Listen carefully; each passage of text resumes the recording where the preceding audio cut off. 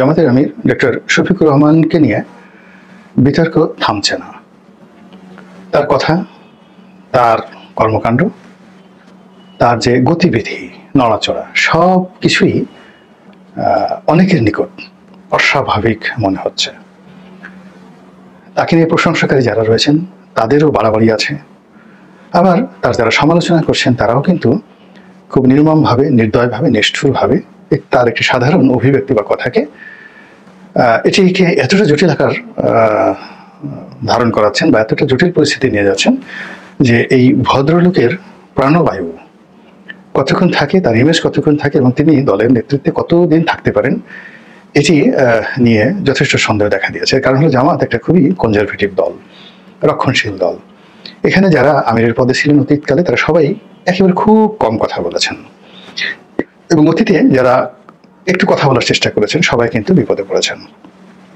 এবং সেই বিপদের প্রথম বিপদটা এসেছে কিন্তু অধ্যাপক গুলাম আজম সাহেবকে নিয়ে। 2009 সনে তিনি একটি সাক্ষাৎকার দিয়েছিলেন এবং 71-এর মুক্তিযুদ্ধ নিয়ে তিনি তার যে কথাগুলো বলেছেন সেই কথার প্রেক্ষিতে এইরকম একটা অ্যাঙ্গার সৃষ্টি হলো এই সমাজে, যার জন্য এই যুদ্ধাপরাধের যে বিচার, এই বিচারটা করার জন্য আওয়ামী লীগ রীতিমতো একেবারে বাধ্য হয়ে গেল। এর কারণ হলো যেদিন এই অর্ডিন্যান্সটা পাশ হলো, এই প্রস্তাবটা গৃহীত হলো সংসদে, ওদিন কিন্তু আমি ছিলাম, মানে পার্লামেন্টে ছিলাম এবং আমি নিজে সাক্ষী। আইনমন্ত্রী চাননি এরকম হোক, তারপর স্পিকার চাননি যে ওই বিষয়টা আলোচনা হোক, কিন্তু প্রয়াত মাহমুদ সামাদ সংসদ সদস্য, মাননীয় সংসদ সদস্য, তিনি একটা প্রস্তাবনা দিলেন এই যুদ্ধাপরাধীদের বিচার সংক্রান্ত বিষয়। আর ওটা নিয়ে সংসদে আলোচনা করতে করতে এমন একটা পরিবেশ সৃষ্টি হলো, ওই পুরো সংসদের যে পরিবেশ পরিস্থিতি না ছিল শেখ হাসিনার অধীন নিয়ন্ত্রণে, না ছিল স্পিকারের নিয়ন্ত্রণে, না ছিল আইনমন্ত্রী কামরুল সাহেবের নিয়ন্ত্রণে, ফলে ওটা খুব অল্প সময়ের মধ্যে একেবারে গৃহীত হয়ে যায়। এরকম আমাদের বাংলাদেশের যে সেন্টিমেন্টগুলো, সেই সেন্টিমেন্টের কারণে এই যে দেখুন শেখ হাসিনা রাজাকার বললেন, রাজাকারের নাতিপুতি বললেন, একটা গালি দিলেন, তো এটা নিয়ে এরকম একটা অ্যাঙ্গার সৃষ্টি হলো, সেই অ্যাঙ্গার কিন্তু দমন করা যায়নি। তা আমাদের এই দেশে, কিংবা ওই যে কাদের মোল্লা সাহেব, তিনি সাজাপ্রাপ্ত হলেন, হঠাৎ করে তিনি ভি চিহ্ন দেখালেন এবং তিনি কিন্তু ভি চিহ্নটা দেখিয়েছিলেন খুব চমৎকারভাবে। তিনি জানতেন যে এই বিচার এক সময় টিকবে না, তারপরে শেষে একসময় শেখ হাসিনা রেজিম থাকবে না, ফলে তার যে যাবজ্জীবন হলো, তো সরকার পরিবর্তন হলে তিনি সেখান থেকে বেরোতে পারবেন, এই জন্য তিনি ভি চিহ্ন দেখিয়েছেন। কিন্তু সেটাকে লোকজন খুব সিরিয়াসলি নিল এবং তার প্রেক্ষিতে সেই আইনটি আবার পরিবর্তন করে সেখানে মৃত্যুদণ্ড বহাল করা হলো। এই পুরো বিষয়গুলো মানে আমাদের যে রাজনীতির কৃষ্টি এবং কালচার, সেই কৃষ্টি এবং কালচারে মানুষ যখন অধৈর্য হয়ে যায়, মানুষ যখন খুব সমালোচনা করে এবং একজন আরেকজনকে ভুল বুঝে, তখন তার পরিণতি সর্বক্ষেত্রেই খুব মারাত্মক হয়ে পড়ে এবং যেটির কবল এখন ডক্টর শফিকুর রহমান পড়েছেন। ডক্টর শফিকুর রহমানের সাথে অন্য জামাত নেতাদের ডিফারেন্স আছে, এই কারণে তিনি হোমোজেনিয়াসলি জামাত নন এবং হোমোজেনিয়াসলি তিনি রাজাকার নন, আলবদর নন। তিনি একসময় জাসদের রাজনীতি করতেন, মানে জাসদ ছাত্রলীগের রাজনীতি করতেন এবং সঙ্গত কারণে আওয়ামী লীগের সাথে তার একটা ভালো সম্পর্ক ছিল। জাসদের ফাদার যে অর্গানাইজেশন সেটা তো ছাত্রলীগ, ছাত্রলীগ মানে মুজিববাদী ছাত্রলীগ, এবং সেখান থেকে তারা আলাদা হয়ে গেল। তো জাসদের সেই রাজনীতি থেকে তিনি এখানে এসেছেন এবং আমির পর্যায়ে পৌঁছে গেছেন, ফলে সত্যিকার অর্থে মুক্তিযুদ্ধ সম্পর্কে, আওয়ামী লীগ সম্পর্কে তার ভিতরে একটা দুর্বলতা থাকবে, এটাই স্বাভাবিক। এবং এখানে যাকে বলা হয় রোনাল্ড রিগানের একটা বিখ্যাত বক্তব্য, তো তাকে একবার প্রশ্ন করলো, তিনি তো রিপাবলিকান দলের, এখন ডোনাল্ড ট্রাম্পের যে দল, এই দলের প্রেসিডেন্ট ছিলেন। তো সাংবাদিককে একবার জিজ্ঞাসা করলেন যে আপনি সেই রিপাবলিকান প্রেসিডেন্ট হওয়ার সত্ত্বেও আপনি ডেমোক্র্যাটদের ব্যাপারে অনেক বেশি উদার এবং তাদেরকে অনেক সুযোগ সুবিধা দেন, কারণটা কি? তো তিনি খুব কৌতুক করতে পারতেন। তিনি হেসে বললেন যে এটা একটা সিম্পল ম্যাথ, খুব সাধারণ ঘটনা। কারণ হলো একটা সময় আমি তো ডেমোক্র্যাট ছিলাম, তো কাজেই তাদের প্রতি আমার যে দুর্বলতা, সমর্থন, এটা আমি কোনোদিন ভুলতে পারবো না, ঠিক আছে, আমি কাজটা করছি। সবাই হেসে দিল। এখন ডক্টর শফিক ঠিক টিপিক্যাল গুলাম আজমের মতো হতে পারবেন না, কাদের মোল্লার মতো হতে পারবেন না, মকবুল সাহেবের মতো হতে পারবেন না, আব্বাস আলী খানের মতো হতে পারবেন না, আলিয়া আহসান মুজাহিদের মতো হতে পারবেন না, কামরুজ্জামানের মতো হতে পারবেন না, কিংবা তিনি মীর কাসিমের মতো হতে পারবেন না। এই কারণ হলো তার শুরুটা হোমোজেনিয়াসলি স্বাধীনতা বিরোধী হিসেবে তার জন্ম হয়নি, কিংবা রাজাকার হিসেবে তার কোনো অ্যাক্টিভিটিস নেই, তার এবং তার পরিবারের কারোরই নেই। এবং সিলেটে তিনি যে পরিবারে এসেছেন, তার বন্ধু বান্ধব থেকে শুরু করে প্রায় সবাই সব দলের। তিনি একটা মেডিকেল কলেজ এর share holder, Sylhet Osmani medical না সিলেট মহিলা মেডিকেল কলেজ হাসপাতাল, এটা খুব লাভজনক একটা প্রতিষ্ঠান। তো এখানে প্রায় 92, 93 জন শেয়ার হোল্ডার আছে, বেশিরভাগই লন্ডনের। তো এর মধ্যে আওয়ামী লীগের আছে, এবং লন্ডনের সেরা ধনী বেশিরভাগ শেয়ার হোল্ডার আওয়ামী লীগের, বিএনপির আছে, তারপর অন্যান্য ধর্মের আছে, এবং জামাতের বলতে তিনি এবং তার ভাই সামান্য, তাদের সামান্য দুটো শেয়ার আছে, তার ভাইয়ের কিছু শেয়ার আছে, তার কিছু শেয়ার আছে। তাহলে চিন্তা করেন যে তার ডাক্তার হিসেবে বেড়ে ওঠা, ডাক্তার হওয়া, এবং অনেক আগে সিলেটের মতো জায়গাতে এরকম একটা মেডিকেল কলেজ তিনি দিয়েছেন, যেটি সকল দলের সঙ্গে তার সম্পৃক্ততা রয়েছে। ফলে তার যে উঠা বসা, তার যে চালচলন, তিনি অনেক আগের থেকেই কেবলমাত্র রাজাকারদের সাথে তার বন্ধুত্ব নয়, কেবলমাত্র জামাতের সাথে তার বন্ধুত্ব নয়, কেবলমাত্র পাকিস্তানিদের সাথে বন্ধুত্ব নয়, তিনি তার অবস্থার কারণে একটা উদারনৈতিক পরিবেশে তিনি বড় হয়েছেন, এবং সেভাবে তার কথাবার্তা বের হয়ে যায়। এবং বের হওয়ার কারণে কি হলো, জামাত নেতা হওয়ার সত্ত্বেও তিনি বললেন আল্লাহর রাসূলের সেই মক্কা বিজয়ের অনুকরণে তিনি বললেন, আমরা আওয়ামী লীগকে ক্ষমা করে দিলাম। এখন তার এই উদারতা নিয়ে তিনি আশা করেছিলেন, বিকজ তার যে শিক্ষা, তার যে লেভেল, এবং তার যে চিন্তা চেতনা, তিনি হচ্ছে ইসলাম বলতে মওদুদির ইসলামটা এখনো তিনি বুঝে উঠতে পারেননি। তিনি ইসলাম বলতে আল্লাহ রাসূলের ইসলাম বুঝেন। মওদুদের ইসলাম যদি বুঝতে হয়, তাহলে তাকে একেবারে গোড়া থেকে ছাত্র শিবির করে করে করে করে করে মওদুদিবাদ কি, ওহাবিবাদ কি, এটাকে তার মনোমস্তিষ্কে ঢুকাতে হবে। তো ফলে কি হতো, তিনি সেই ইবনে সৌদের কাহিনী প্রচার করতেন, কিন্তু যখনই তিনি মক্কা বিজয়ের সেই স্মৃতি তার স্মরণে আসলে, এবং সেই অনুযায়ী তিনি আল্লাহ রাসূলের মতো উদার হতে চাইলেন, সেই সুন্নত তিনি অনুসরণ করতে গেলেন, তখন তিনি নিজের অজান্তে আহলে সুন্নাত আল জামাত হয়ে গেলেন। এবং এই আহলে সুন্নাত আল জামাত হতে গিয়া তিনি মূলত আব্বাসি, তাহেরি এদের দলভুক্ত হয়ে গেলেন। এবং জামাতের যে ফান্ডামেন্টাল যারা ওয়াজ নসিহত করেন, তাদের সঙ্গে আবার এই যে তাহেরি, আব্বাসি এদের সঙ্গে একটা বিরাট দ্বন্দ্ব এবং সংঘাত রয়ে গেছে। ফলে নিজ দলের মধ্যে তিনি ভীষণভাবে নিন্দিত হলেন, সমালোচিত হলেন, এবং তিনি তার কথা আবার ঘুরিয়ে বলতে বাধ্য হয়ে গেলেন। এটি হলো তার প্রথম অবস্থা। এরপর তিনি তো বাংলা মাধ্যমে পড়াশোনা করছেন, আরবি পড়েননি।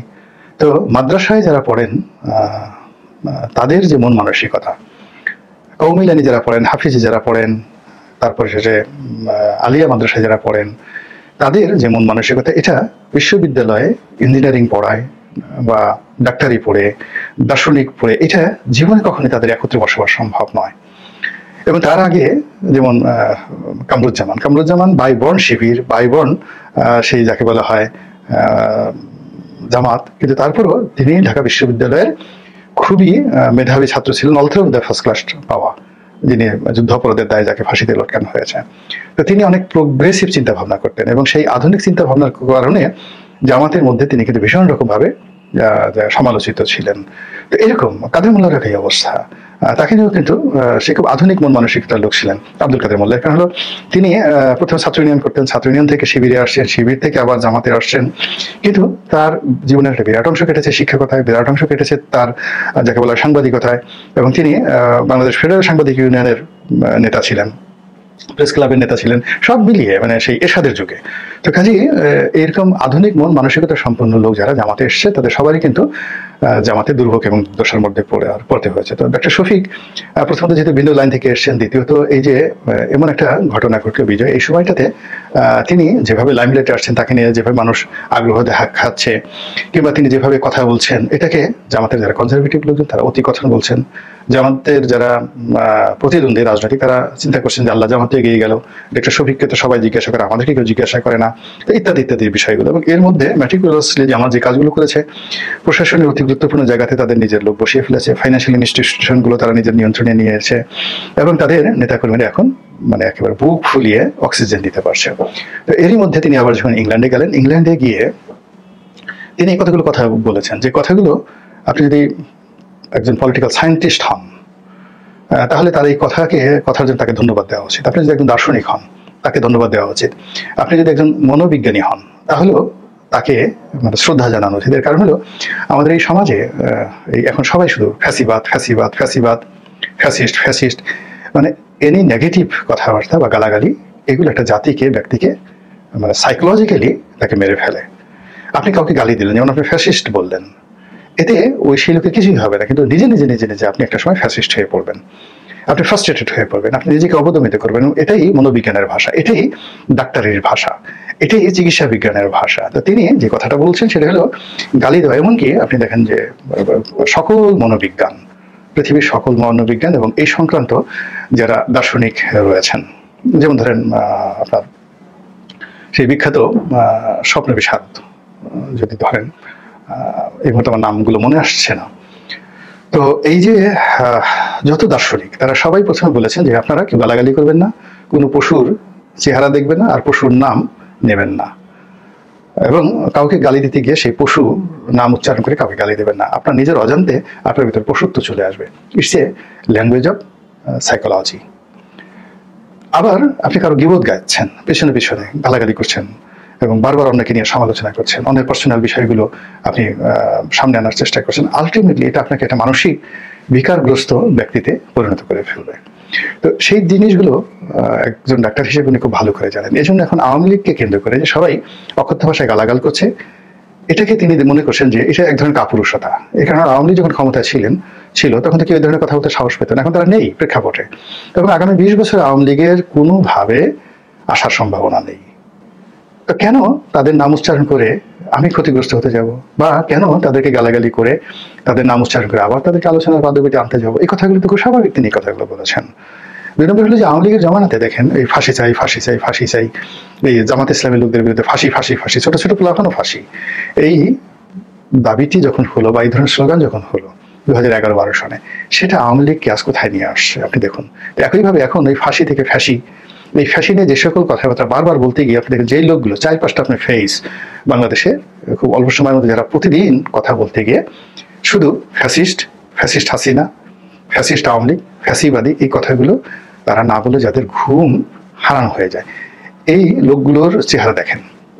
গত 2 মাসে তাদের চেহারার থেকে বরকত উঠে গেছে, তাদের প্রত্যেকটা চেহারা শয়তানের মতো হয়ে গেছে, ফ্যাসিস্টের মতো হয়ে গেছে। তারা এই গত 2 মাসে একবারও হাসতে পারেনি। আপনি তাদের কোনো হাস্যোজ্জ্বল কোনো ছবি গত 2 মাসে দেখাতে পারবেন না, যারা খুব ঘন ঘন এই গালাগালগুলো দিচ্ছেন। এই কারণ হলো আপনি যখন গালাগালি করেন, আলটিমেটলি ন্যাচারাল যে আপনার মধ্যে যে একটা গ্রুমিং থাকে, একটা গ্লেচারিং থাকে, এটা নষ্ট হয়ে যায়, যাকে নূর বলা হয়, এই নূরটা নষ্ট হয়ে যায় গালাগালি করা। ফলে যেই লোকগুলো এই বারবার শুধু ফ্যাসিস্ট ফ্যাসিস্ট বলছে, তারা যাদের গায়ের রং সাদা ছিল তাদের দেখবেন মুখে দাগ পড়ে গেছে, যাদের গায়ের রং কালো ছিল তারা আরো ভূতের মতো কালো হয়ে গেছে, যাদের চুলে একটু হালকা টাক ছিল তাদের আরো টাক হয়ে গেছে, যাদের পেট খারাপ ছিল তাদের আরো বেড়ে গেছে, যাদের চোখে চশমা লাগতো তাদের চশমার পাওয়ার বেড়ে গেছে। মানে সব মিলিয়ে এই অভিশাপ, মানে গালি দিতে গিয়ে নিজের অভিশাপের কবলে পড়ে গেছেন। এবং এই জিনিসগুলো যেন জামাতের লোক না আক্রান্ত হয় এর দ্বারা, বা আমরা এই কাজগুলো যেন না করি, এই বিষয়ে তিনি লন্ডনে বলছেন যে এই ধরনের গালাগালি আসলে উই ডু নট লাইক। এই কথা নিয়ে এখন সবাই বলার চেষ্টা করছে হায় হায়, এই কথা তিনি কি বললেন, এ কি ধরনের অলি আল্লাহ।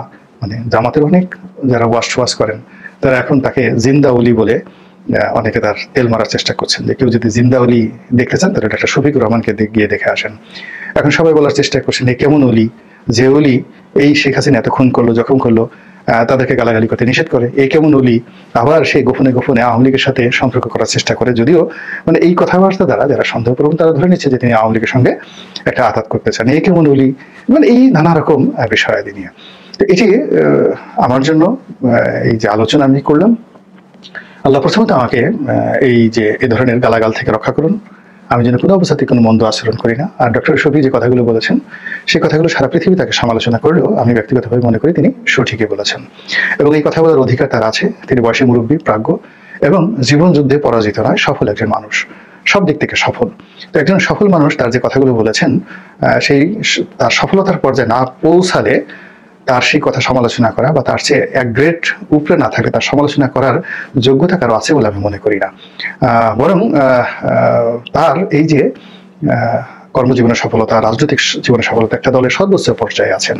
আমাদের দেশে ডাক্তার হয় কারা? সবচেয়ে মেধাবী ছাত্ররা। তো তিনি একজন MBBS ডাক্তার, আবার ডাক্তার হয়ে সেই ফার্মেসিতে বসে সারাদিন স্লিপ লেখেন না। তিনি একজন সফল ব্যবসায়ী, সচ্ছল মানুষ, এবং এই বয়সে, তার এই পরিণত বয়সে তিনি যথেষ্ট শক্তিশালী। তার এই বয়সের বেশিরভাগ লোকের পেট খারাপ থাকে, বেশিরভাগ লোক বিছানায় শুয়ে থাকে, এই পায়ে ব্যথা, হাঁটু ব্যথা, অমুক ব্যথা, চোখে দেখে না, হাজারো সমস্যা। মাশাআল্লাহ তাতে কোনো সমস্যা নেই। তো এখন দেখা গেল তার ছেলের বয়সী একটা লোক, যে এখন চশমা ছাড়া চলতে পারে না, যে এখন মানে যাকে বলা হয় সংসার চালানোর জন্য তাকে হাত পাততে হয়, চাঁদাবাজি করতে হয়, দুর্নীতি করতে হয়, যে এখনো কলেতে কলম ভাঙে, তিনটা, সেই সমস্ত মানুষ যদি ডক্টর শফিকের মতো মানুষের চিন্তা এবং চেতনার সমালোচনা করেন, তাহলে মানে আমি কি বলবো, ওই যে যারা করছেন মূলত তারা নিজেদের উপর জুলুম করছেন।